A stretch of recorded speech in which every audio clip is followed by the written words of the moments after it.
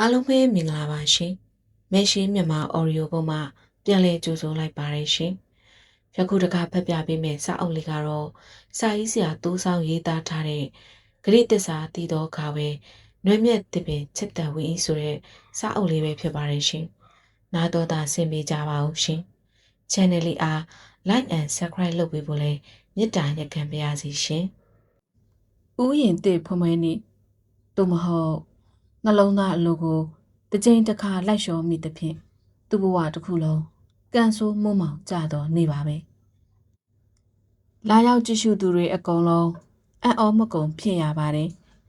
မြို့ထဲမှာလူမကြံတော့ရလားတော့မသိပါဘူးဥယျာဉ်တော်ဖွယ်ဖွယ်နေဆိုတော့သူတို့အကုန်လုံးလဲအဝတ်တစ်အစားတစ်တွေနဲ့တောက်ပြောင်လို့ပေါ့အကုန်လုံးကချီးကျူးကြတာဆိုတော့သူတို့တွေမှာမော်ကြွားလို့ဥယျာဉ်တော်ကြီးတစ်ခုလုံးကသူ့နေရာနဲ့သူနေရာလို့မရှိအောင်တောက်စီဆွဲဆောင်လို့နေတယ်။အဝင်ဝမှာထီရှုနှစ်ပင်ကိုတစ်ပတ်တစ်ချက်စိုက်ထားပြီးအတွင်းသို့ဝင်ရလမ်းလေးကိုတောလမ်းလေးတစ်ခုအလားအတွင်ဆောင်ဆွဲခေါ်ထားတယ်။အတွင်းမှာကပန်းပင်မျိုးစုံတီးပင်မျိုးစုံပြီးတော့တစ်ပင်ကြီးငယ်မျိုးစုံကိုလိုတလိုပဲ့ထင်းပြုပြင်ထားတယ်။လမ်းသွယ်လေးတွေမှာလည်းအလွန်များပြားပြီးဝင်းကဘာသဘောမျိုးဆောင်တယ်။တဘာဝအတိုင်းဥယျာဉ်လေးအတွင်းကိုဖြက်စီးနေတဲ့စိတ်ဆန်းတွေဖန်တီးပြုတ်လုပ်ထားတဲ့ရေတကွန်တွေဖြတ်ထိုးတိဆောက်ထားတဲ့ဝါဒတာကျူးဒရာပန်းတရာတွေရှုံမြောင်ကြိုက်ခွက်တွေတောင်တန်းကုန်းမြင့်ငယ်တွေဖန်တီးထားသောရှုနုံရီအိုင်းတွေပြည်သူကဆရာများအစွမ်းနဲ့ထုလုပ်ထားတဲ့အိရှိမင်းအမဲလိုက်ဟန်ရုပ်ထုတွေအပန်းဖြေသူတွေနားနေရန်ကြောက်ပြကြောက်စပွဲတွေနောက်ပြီးလှပခန့်ညားတဲ့ကြားမျိုး၅ပါးစုံသောရေအိုင်ကြီးတွေထို့အထဲမှာကူးခန့်နေကြတဲ့ရေတတဝါငယ်လေးတွေစသဖြင့်ဥယျာဉ်တော်ကြီးကတခါရောက်ပြီးမပြန်ကျင်တော့အောင်ဆွဲဆောင်မှုရှိလာပါတယ်။ဥယျာဉ်တိဆောက်ပုံမှာအပိုင်း၄ပိုင်းနဲ့တိဆောက်ထားပြီးအပိုင်း၄ပိုင်းစီကိုစိတ်ဝင်စားမှုအစဉ်လိုက်အတိုင်းထည့်သွင်းထားတဲ့ပထမတစ်ပိုင်းကိုဝင်ရောက်ပြီးလျင်ဒုတိယတစ်ပိုင်းကိုဆက်မသွားဘဲမနေနိုင်အောင်ဆွဲဆောင်ထားတာပါလူတွေရဲ့စိတ်ဝင်စားမှုအမြင့်ဆုံးဟာနောက်ဆုံးနံပါတ်၄အပိုင်းဖြစ်ပြီးထိုအပိုင်းအဆုံးသတ်ချိန်မှာရရှိရဲ့ခံစားမှုကဘာနဲ့မှရှင်းလို့မရတော့နှစ်သက်မှုဖြစ်လေရဲ့တေချာတာကတော့ဤဥယျာဉ်ကြီးမှာရတမျိုးစုံကိုထည့်သွင်းထားတာမို့လာရောက်လက်ပတ်သူတွေရဲ့စိတ်နှလုံးကိုကောင်းကောင်းသိမ့်ပိုင်နိုင်ပါတယ်ပြီးတော့အကောင်းဆုံးစိတ်ခံစားမှုကိုပေးစွမ်းနိုင်တယ်စူးစမ်းရကြိုးနဲ့တယ်လို့ပဲဆိုရမှာပေါ့တိဆောက်သူတကောင်ဆိုတဲ့နာမည်ကိုမေးပြီးလာရောက်နှုတ်ဆက်သူချီကျူးဂုံပြူတွေမနှဲပါဘူးစိတ်ထဲမှာပျော်နေမိတယ်ချီကျူးဂုံပြူခြင်းကိုခံရတာတဲ့ရပ်ပေါင်းများစွာဝေးကွာနေတဲ့ရွှေမင်းသမီးကိုမကြခင်ဖူးတွေ့ရတော့မှမို့လို့ပါသူမရောက်လာဖို့ချိန်နီးကပ်နေပါပြီ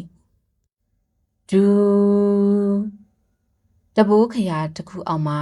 ခက်ဝေးဝေးစီကလက်တော်တလူလူကိုလှမ်းမြင်ရပါတယ်သူရင်တွေခုံးလာနေပြီ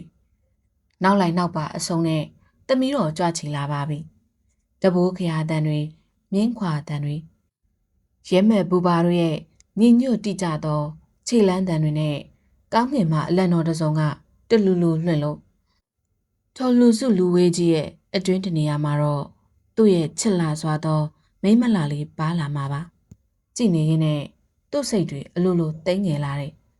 ဘာကြောင့်ရဲမသိဘူးထို့ကြောင့်လဲမျောငင်းနေရမှအကြည့်ကိုလွှဲပြီးဥယျာဉ်အတွင်းပိုင်းကိုဝင်လာခဲ့လိုက်တယ်ရွှေရောင်တလက်လက်တောင်းနေသောတရက်ပင်လေးအနီးကိုရောက်တော့ထိုင်ချလိုက်ပါတယ်အခုဆိုတရက်ပင်လေးကအရင်လိုပိန်သေးသေးမဟုတ်တော့ဘူးအချိန်တွေကြာလာတာနဲ့အမျှတဖြည်းဖြည်းကြီးထွားလာပြီဒါပေမဲ့ယခုအချိန်ထိရွှေဝါရောက်အရွက်ဖဖတွေမွေးထုတ်ပေးနေသေးပဲဘောဥယျာဉ်ဝါစီကခယူသိမ်းမှုတ်တန်ကိုကြားတော့ထိတ်ထားလေးရောက်လာပြီဆိုတာသိလိုက်တယ်ချက်ချင်းပဲအတန်တွေတိတ်ဆိတ်တင်းကြီးညွတ်တဲ့ကောင်းကြီးပေးတံတွေပေါ်လာတယ်။တမီးတော်တက်တော်ရကြောရှိချောင်းဆွတောင်းတမ်းမသူကတော့ယခုချိန်ထိတရက်ပင်လေးပေးမှထိုင်နေတော့မယ်။ရင်တွေခုန်နေတယ်။အခုချိန်ဆိုထိတ်ထားလေးဥယျာဉ်တွင်လှက်လေစစ်ဆေးနေလောက်ပြီ။အချိန်တစ်ခုကြာသွားပြီးနောက်မှာကြောဘက်စီမှထင်းမှတ်မထားတော့အတန်တစ်ခုကိုကြားရတော့တကောင်တမီးတော်ကမင်းကိုရှေ့တော်မှာအဝင်ခိုင်းနေတယ် ကန်စီကဝမ်းသာအားရပုံစံနဲ့ပြောတာပါမင်းကတော့ကံကောင်းပြီဟဲ့ကောင်ရေတမီးတို့ကဥယျာဉ်ကိုကြည့်ပြီးတော်တော်သဘောကျနေတယ်တဲ့ဟုတ်လားဒီစကားကြားရတာပြောပါတယ်နှလုံးသားနဲ့တိဆောက်ထားခဲ့ရတာမို့ဒီသတင်းစကားကသူ့ကိုအတိုင်းအဆမရှိကျဉ်းနှံ့သွားစေတဲ့သူကြည့်ပြီးချင်းမင်းကိုမေးတာတဲ့ရှင်ခုံတန်တွေပုံမြန်လာတော့အခုမင်းကိုရှေ့တော်ဝင်ခိုင်းတာလဲစုချင်းမြင့်မလို့နဲ့တူတယ်ကွမင်းကတော့ကံကောင်းပြီအခွင့်ရတော့လိုတဲ့ဆိုတာတောင်းပြီတော့ထိုစကားကသူ့အားကောင်းငင်ရဲ့အမြင့်ဆုံးကိုဆွဲခေါ်သွားပါပြီအခွင့်ရတော့နဲ့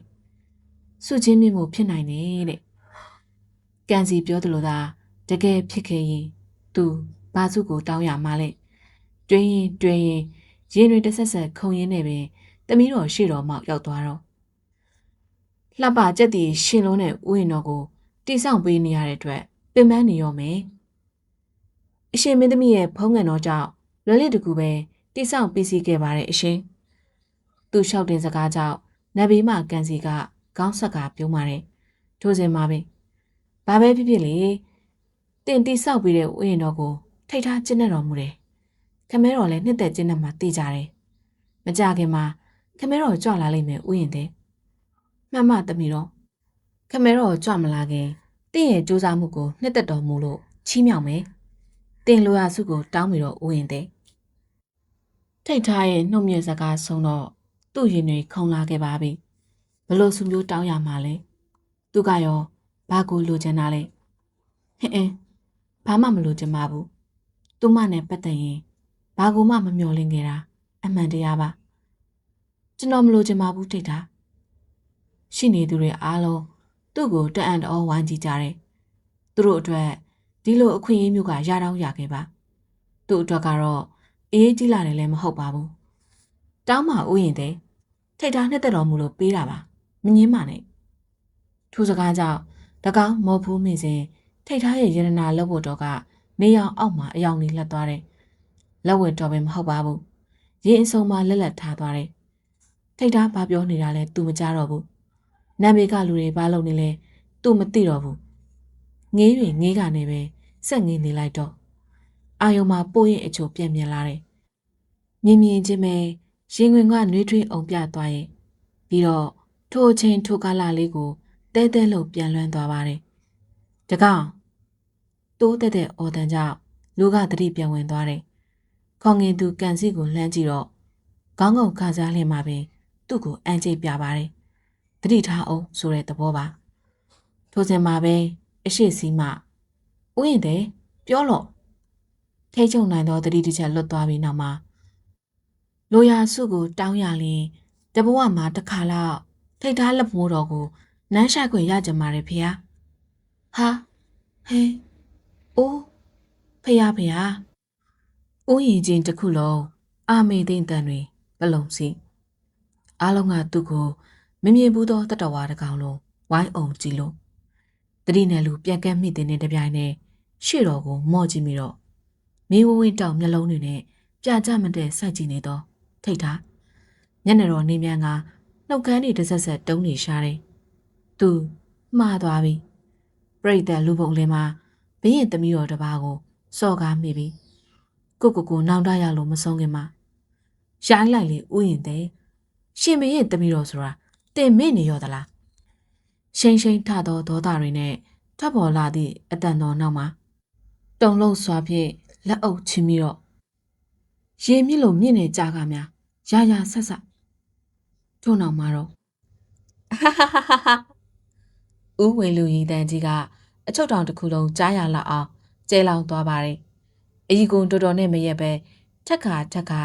ဦးလိုက်တဲလိုက်ရင်းနေပါတော့တယ်သူ့ကိုကြည့်လိုက်တဟားဟာအော်ရီလိုက်နဲ့ဗစက်ညောင်းလောင်တော့မှတမီးတော်လက်ကိုနန်းဝင်တောင်းလို့အဖမ်းခံရတယ်ဟုတ်လားတော်တော်ကြီးရတဲ့ကောင်မွဲကွာ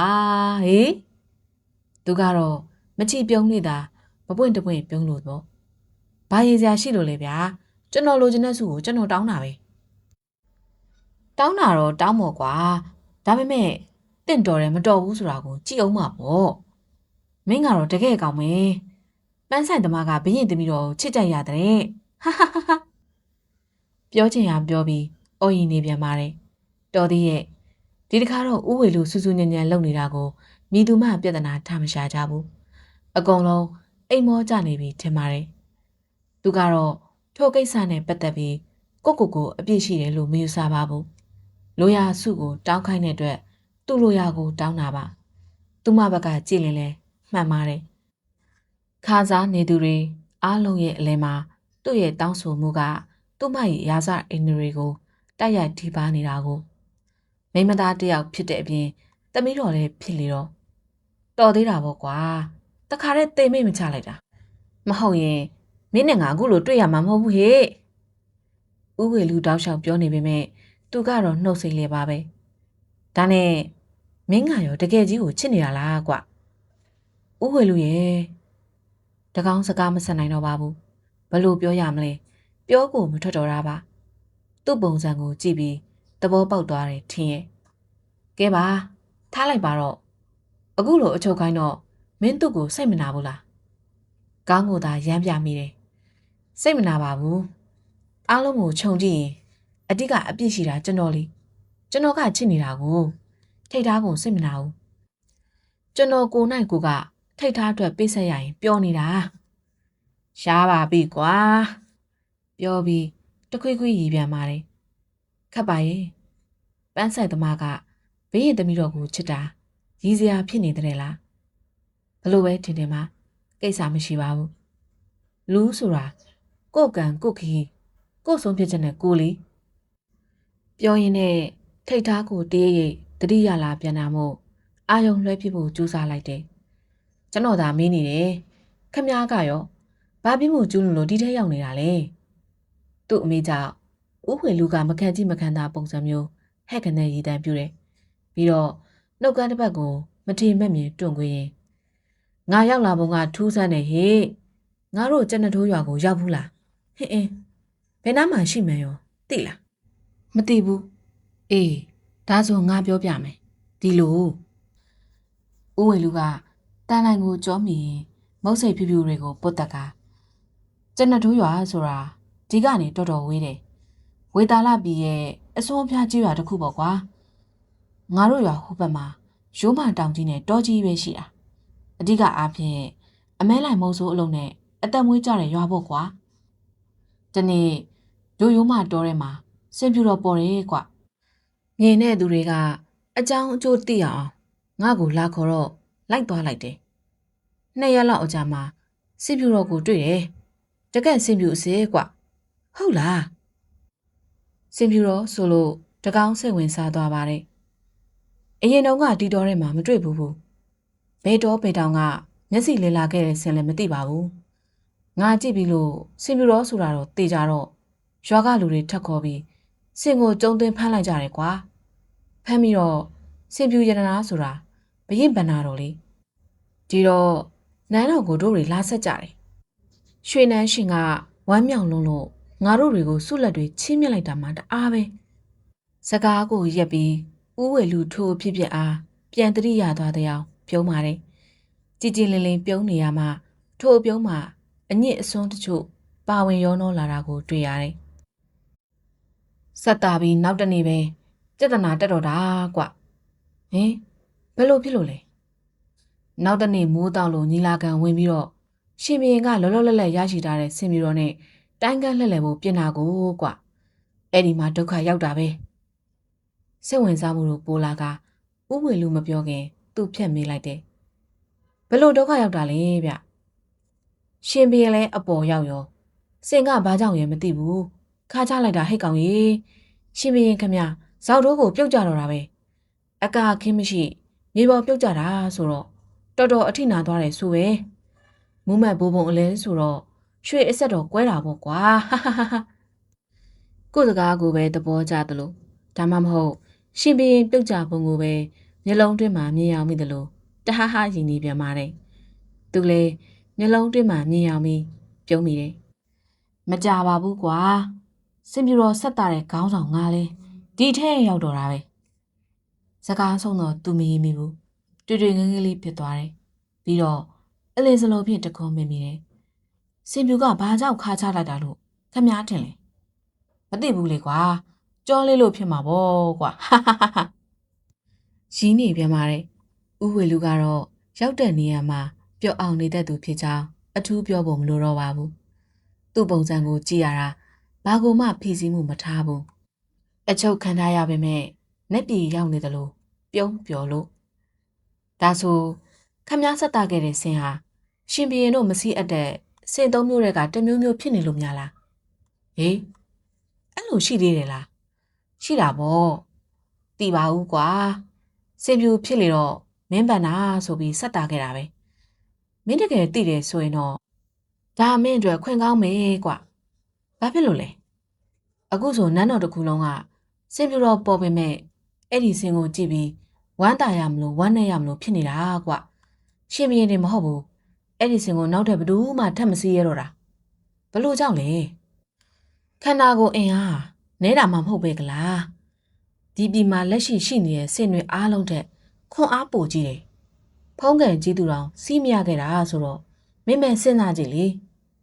တကောင်းကောင်းတစ်ဆက်ဆက်ညှိမိလိုက်ပါတယ်မင်းတကယ်ခွဲခြားပေးနိုင်နေဆိုရင်ရွှေနာတော့ရအောင်သာကြိုးစားဒါတကယ်အခွင့်ကောင်းပဲ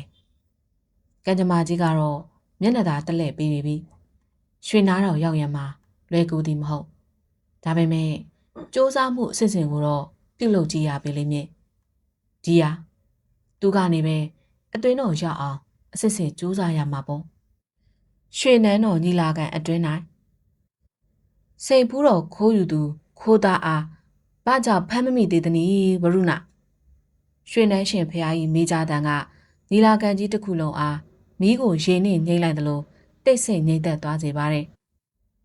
ကန်စာသာကောင်းလို့နေခြင်းဖြစ်နိုင်ပါတယ်အရှင်မဟုတ်ပါကအဆောင်လက်ဖွဲ့ကောင်းများရှိနေသည့်အတွက်လည်းဖြစ်နိုင်ပါတယ်တင်ဘာကိုဆိုလိုသနည်းမှန်လားပါကျွန်တော်မျိုးရဲ့တခိုးပန်းအင်းအစွမ်းနဲ့အကြသောခိုးသူခိုးသားတို့အားဖမ်းဆီးနိုင်ခဲ့ပါတယ်ဒါပေမဲ့ထို့တယောက်မှာတော့ယခုတိုင်အန်ရဲ့ကင်းလည်ပင်ရှိနေပါသေးတဲ့အရှင်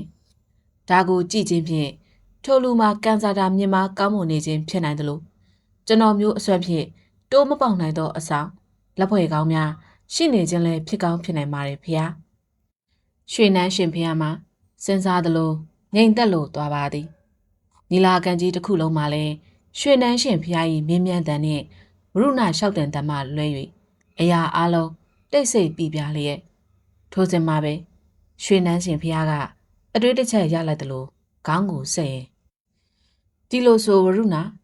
စိတ်ပူးတော်ကတို့လက်တွင်ပြန်ရောက်နေပြီလေကွယ်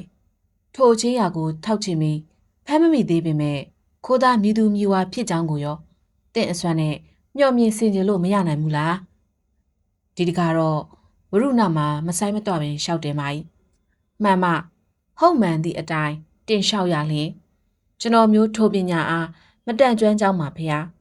ကျွန်တော်မျိုးတက်ကျွမ်းခြင်းသည်တကိုးဖန်းအင်းအစွမ်းဖြင့်ခိုးသားတို့အားဖမ်းဆီးနိုင်ခြင်းပဲဖြစ်ပါတယ်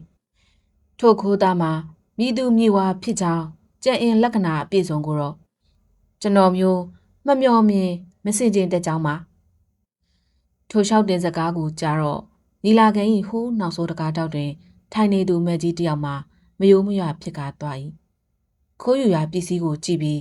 တရခင်ရဲ့ကြံ့ရင်လက္ခဏာကိုဖော်ထုတ်ဖို့ဆိုပါလားထိုပညာကိုနာမည်ကျော်ဆရာကြီးဝရုဏမတက်ဘူးတဲ့ဒါဆိုမိသူတက်တနီ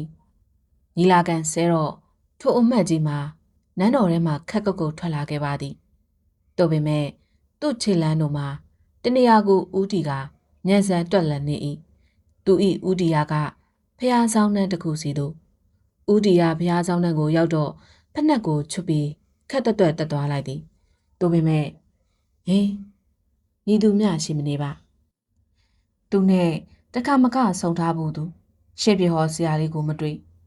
ရုပ်စွာအဆုံးဇောင်းတန်းအောက်မှာပတ်စံတောင်းနေကြပေဆုပ်ဆုပ်လူကြီးကိုပင်မတွေ့ပါဘုရားဆောင်တန်းကြီးတစ်ခုလုံးကလူသူကင်းမဲ့၍ရှင်းလင်းလျက်ရှိနေသည်ဘလို့ဖြစ်တာလဲသူရောက်လာတာပဲအချိန်လင့်သွားလို့လားထို့အတွေ့ဖြစ်ပြီးတော့အကောင်ဆုံးဆုံးဖြတ်ချက်တစ်ခုကိုသာချမိလိုက်သည်နက်ပြန်မိုးတောင်မှပဲရောက်အောင်ပြန်လာတော့မည်သူကတခြားသူမဟုတ်ပါလေဆွဲရတနာပျောက်ဆုံးမှုနှင့်ပတ်သက်၍တစ်ချိန်ကတကောင်းနှင့်ဆက်နွယ်ပူသောရွှေတောင်ရွာသားကြီး စင်တော်ကိုအမျိုးခွဲပေးမယ်ဟုတ်စဟုတ်ရင်ဟုတ်ပေါ်လေမဟုတ်ရင်တော့တေမဲ့တာပြင်ပြီတော့ကြီးမားတုတ်ခိုင်းသောလူတန်ကြီးနှစ်ယောက်ကသူ့ကိုအချုပ်ခန်းတွင်မှဆွဲထုတ်လာပါတယ်သူတို့သုံးယောက်ကိုကြည့်ပြီးကြံသောအချုပ်သားတွေအားလုံးငေးမောကုန်ကြတယ်ထူးထူးခြားခြားလူတစ်ယောက်သာပြုံးရွှင်လို့သူကတော့ကျနထိုးရွာသားဦးဝေလူပါလူတန်ကြီးနှစ်ယောက်ကြားမှာဆိုတော့လူကအလိုလိုသေးသိမ့်တယ်လို့ခံစားရတယ်နောက်ပြီးထိုလူတန်ကြီးနှစ်ဦးထံမှချင်းစောစောအနက်တစ်ခုကိုလည်းရနေပါတယ်ဘာနဲ့မှန်းတော့သူမသိဘူးပြီးမှပြောသောစကားနဲ့ဦးတီခေါ်သွားရနေရတို့ကိုထောက်ချင်းပြီးဘာနဲ့ဆိုတာဝေခွဲရလိုက်တယ်စင်ချင်းနံမှာဒီလူကြီးနှစ်ယောက်လုံးကစင်ကြုံအလုပ်သမားတွေဒါကြောင့်မလို့လဲအင်းမြလောက်တောက်ကန်တန်မာနေကြတာပေါ့ဒီရကျေးဇူးကြောင့်စင်ပြူတော်အားကြံအင်လက္ခဏာခွဲခြားနိုင်တဲ့ဟူသောတရင်ကအတွင်းတော်ကိုခဏချင်းရောက်သွားတယ်ထို့ကြောင့်ချက်ချင်းမဲ့အချုပ်ကထုတ်ပြီးစင်ကြုံရှိရာကိုခေါ်ဆောင်သွားကြတာပါစင်ကြုံကအချုပ်ထောင်နဲ့မိုးဝေးသောအရက်မှမို့တိတ်မသွားလိုက်ရပါဘူးပထမဆုံးလှမ်းမြင်ရတာကမြင်းမခိုင်မာလွန်းလာသောကျွန်းတက်လုံးကြီးတွေပါပဲထိုတက်လုံးကြီးတွေအစီအီကာယံထားတဲ့အတွင်းထဲမှာခြံဝန်းအထက်ထက်နဲ့ဝေတာလပြည့်ရဲ့မင်္ဂလာစင်တော်တွေရှိနေတယ်စင်အော်တန်တွေတန်ကြိုးခတ်တန်တွေကိုဟိုးအဝေးကြီးကတွေကကြားနေရတယ်ရောက်သွားတော့ထင်ထားသလိုပါပဲစစ်သုံးစင်တစ်ဆွဲစင်ခိုင်းစင်တွေကိုတီးခြားစီခွဲပြီးသူ့နေရာနဲ့သူထားထားတယ်ခြံဝန်းကြီးတစ်ခုလုံးကစင်ကျင်းနဲ့တွေလှိုင်လှိုင်ထွက်နေလေရဲ့စင်ကြုံအမှုတန်းတွေမြောက်များစွာတွေ့ရတဲ့အပြင်အားလုံးကလည်းသူ့ကိုခေါ်လာသူလူကြီးနှစ်ယောက်လိုမျိုးကြီးထွားတန်မာလာတယ်စင်တွေကိုအစာကျွေးသူကကျွေးရေချိုးသူကချိုးတန်ရှင်းရေးလုပ်သူကလုပ်နေတီးခြားကဘာငယ်တစ်ခုကိုရောက်လာသလိုခံစားနေရတယ်ထိုအရာတွေကိုလွန်တော့ကွင်းပြင်တနေရာမှာတီးတန့်ဆောက်ထားတဲ့ဇေကြီးတစ်ဆောင်ကိုမြင်ရတော့တကောင်းနားလည်လိုက်ပါပြီဒါဟာစင်ပြူတော်အတွက်တီးတန့်ဆောက်လုပ်ထားသောနန်းဆောင်မှလွဲပြီးကြံတာမဖြစ်နိုင်တော့စင်ပြူတော်တို့ဖုံးကန်အရာ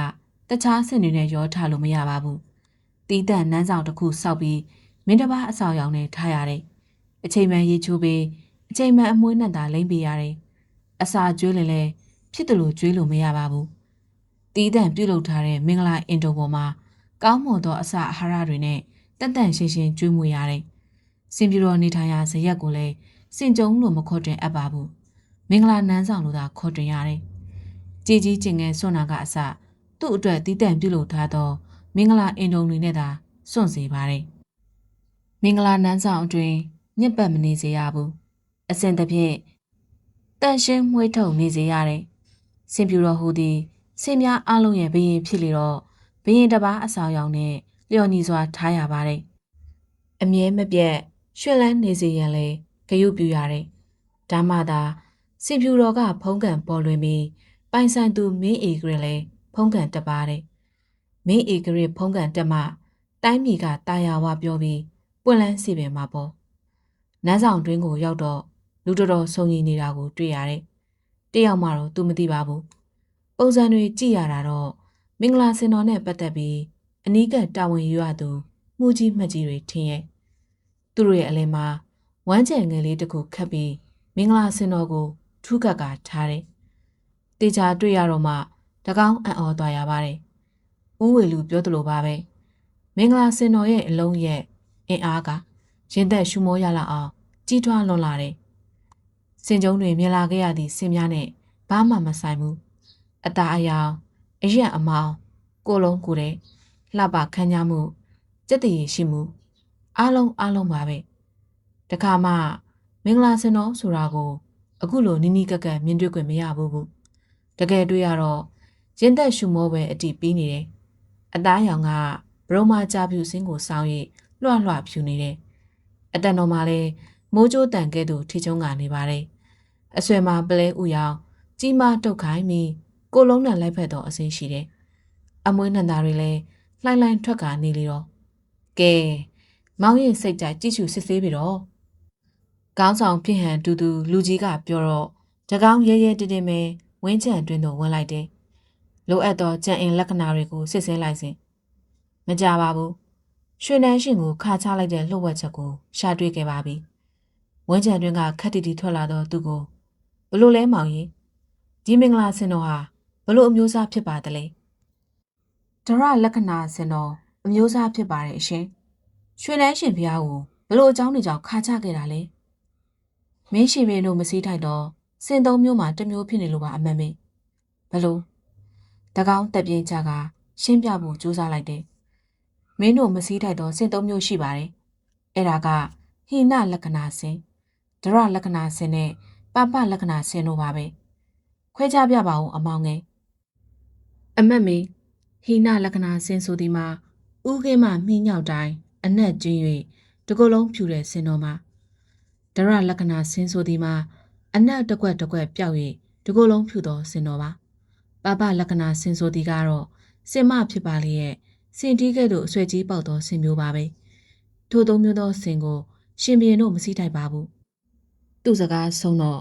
အမောင်ငယ်ပြောစကားအရဤစင်တော်ဟာဒရလက္ခဏာစင်မျိုးမြည်ဆိုတော့ကိုလုံးပေါ်မှာအနက်ကွက်ပြောက်တွေများရှိနေလို့လားမှန်လားကြောင့်မှအမမေအပေါ်ရန်ကြည့်လေမမြင်ရပေမဲ့တေချာစစ်စစ်လင်းတော့ကိုလုံးတော်ပေါ်မှာအနက်ပြောက်သုံးပြောက်ကိုမြင်ရပါလိမ့်မယ်ပြစမ်းမအောင်အမောင်ငယ်နှမောင်းတော်ရဲ့တွင်အောက်ဘက်ထဲမှာတစ်ပြောက်ပါဒုတိယကရှေ့တော့အဆုရဲ့အလယ်မှာရှိပါတယ်နောက်ဆုံးတစ်ပြောက်ကတော့အမီးနဲ့ဖုံးကွယ်နေလို့အလွယ်တကူမမြင်ရတာပါထို့တက်ပူပြီးတကောင်းရှင်းလင်းခွဲခြားပြရင်မရှိတော့ပါကြီးထို့ကြောင့်နောက်ဆုံးအနေနဲ့ကျွန်တော်ပြောခဲ့သမျှကိုမှတ်သား၍ရွှေနှဲရှင်ရဲ့နားတော်ရောက်အောင်တင်လျှောက်လို့ပြပါအမတ်မင်းနောက်တနေ့မိုးတောက်လက်တော့ဒီဟာဝမ်းသာအားရလာပြောတော့သူပင်အိယာကမနိုးသေးကိုတကောင်ဝုံကိုတကောင်ဝုံနှုတ်ကလည်းအော်လက်ကလည်းချုပ်တကားကိုတဝုံထူနေတာကြောင့်ထပါအောင်ဗျကိုတကောင်ရဒီရပုံစံကိုကြည့်ပြီးဘာတွေများအရေးကြီးနေတာလဲကွအိတ်ချင်စိတ်မပြေသေးပဲခက်ပြင်းပြင်းမိလိုက်ပါတယ်ထို့အခါမှာအရေးကြီးပြီကောကိုတကောင်ရဲ့ကိုတကောင်အချုပ်ကလွတ်တော့မယ်ဗျဟေးဒီစကားကတော့မျက်လုံးကျဲသွားစေတဲ့စကားပါသူတွေမဟုတ်ဘူးကက်လက်အခန်းကဥဝေလူတော်ထထိုင်သွားတယ်သူရောဥဝေလူရောအိယာမကုန်းယုံထကတန်နိုင်သားကိုပြေးခဲ့ရင်ဒီဟာဘာတွေဖြစ်ကုန်တာလဲအလင်းစလိုသူ့အမေကိုမနေ့ကကိုတကောင်မင်္ဂလာစီပြီးတော့ကိုအမျိုးမြည်ခွဲပေးလိုက်တယ်လေအဲ့ဒါကိုမင်းတရားကြီးနှစ်သက်တော်မူလို့ကိုတကောင်ကိုအပြစ်ကလွတ်ပြီးတော့မှာဗျဟေးဟုတ်ရလားကွာတကယ်ရောဟုတ်လို့လားဟုတ်ပါပြီကောကိုတကောင်ရဲ့ကျွန်တော်နားနဲ့ဆက်ဆက်ကြားခဲ့တာပါမယုံရင်ကြည့်နေတအောက်နေအချုံမူကြီးကိုတကောင်ကိုလာလွတ်ပေးလိမ့်မယ်ရှင်ကတလက်လက်အော်မီကအတိုင်းစမရှိပျော်ရွှင်သွားတယ်ကဘာကြီးတစ်ခုလုံးပြောင်းပြန်လဲသွားသလိုပဲတစ်ဖက်ကန်းကဥဝေလူကသူ့ကိုမမီမကန်းလက်ဆွဲကုန်ပြူတယ်ဥဝေလူမှလည်းဝမ်းသာစိတ်တွေပေါင်းပင်ခတ်လို့ပါဥဝေလူကိုကျေးဇူးတွေအချင်းချင်းတင်မိလိုက်ပါတယ်သူပြောပြလို့သာစီပြီးတော့ဖြစ်ပျက်ကိုသိခွင့်ရခဲ့သည်မဟုတ်ပါလားဒီဟာကတော့ဝမ်းသာအားရစကားတွေထက်ထက်ပြောရင်အပြင်ပြန်ထွက်သွားလေရဲ့အတွင်းတော်ရောက်အောင်စူးစမ်းပြီးတဲ့ဒီဟာကျေးဇူးကလည်းမနှဲပါဘူးဒီဟာထွက်သွားပြီးတအောင်ကြတော့တကားမကြီးမှတဆင်အချုံမူးချင်းဝင်ရောက်လာပါတယ်ပြီးတော့သူ့ခန်းရှင်မှာရက်တယ်ဒီကတော့ကကြမကြီးကိုကောင်းကောင်းကျေးဇူးတင်လိုက်ပါပြီဂျိန်းတကားပွင့်တန်းကအရင်အချိန်တွေနဲ့လုံးဝမတူတော့ဘူးထူးထူးကဲကဲတာယာလိုနေတယ်ပျော်ရွှင်ခြင်းတွေကအတိုင်းထက်အလွန်တည်ဆောင်လာတယ်လို့ခံစားရတယ်အချုပ်မူကြီးကတကားဝမှာရက်ပြီးတကားအခုချိန်ကစပြီးမင်းဟာလွတ်လပ်သူတယောက်ဖြစ်သွားပြီငါတို့အချုပ်တောင်ကြီးကမင်းကိုလက်မခံနိုင်တော့ဘူးကို့အိမ်ကိုရာကိုကောင်းကောင်းမွန်မွန်ပြန်ပြီးတော့စကားဆုံးတော့ဝမ်းသာအားရပုံစံနဲ့အချုပ်ကန်းပြင်ကိုမထွက်မိပါဘူးတလန်းချင်းလျှောက်ပြီးဥဝေလူရှိရာတန်နိုင်ဘက်စီတိုးသွားလိုက်တယ်ပြီးတော့လေးနံတော့အတန်မူရဖြင့်ဥဝေလူဟေးကျွန်တော်မရှိတဲ့ချိန်ဒီမျက်ပင်လေးတွေကိုရေမမှန်လောင်းပေးပါဗျာဥဝေလူကြောင်တောင်ဖြစ်သွားပါတယ်ပြီးတောက်ယူအိုးဘေးကမျက်ပင်လေးတွေကိုမျက်လုံးပြုတ်နဲ့ငုပ်ကြည့်တယ်မျက်ပင်လေးတွေကမနက်မိုးလေးနဲ့အချိန်မဲ့ရေလောင်းပေးထားမှုကြောင့်စိတ်လန့်ဆိုပြေလဲပါအေးပါကွာရောင်းနာအမူအရာနဲ့ပြန်ပြောတန်ဆုံးတော့တကောင်းချုပ်ကန်းတွင်မှခေါင်းငုံထွက်လိုက်ပါတယ်သူ သူနေထိုင်ခဲ့ရာချုပ်ခန်းကိုရောဥဝေလူပါဝင်အချုပ်သားအားလုံးကိုရောကြောခိုင်းလိုက်တယ်။တက္ကမကြီးမှထွက်ကအချုပ်တောင်ကြီးကိုပါကြောခိုင်းပြီးသွားချိန်မှာတော့မင်္ဂလာပါမနက်ခင်းရဲ့ပြီးတော့နောက်တစ်ခွန်းထပ်ပြောမိတယ်။ဥယျာဉ်လေးလွမ်းနေ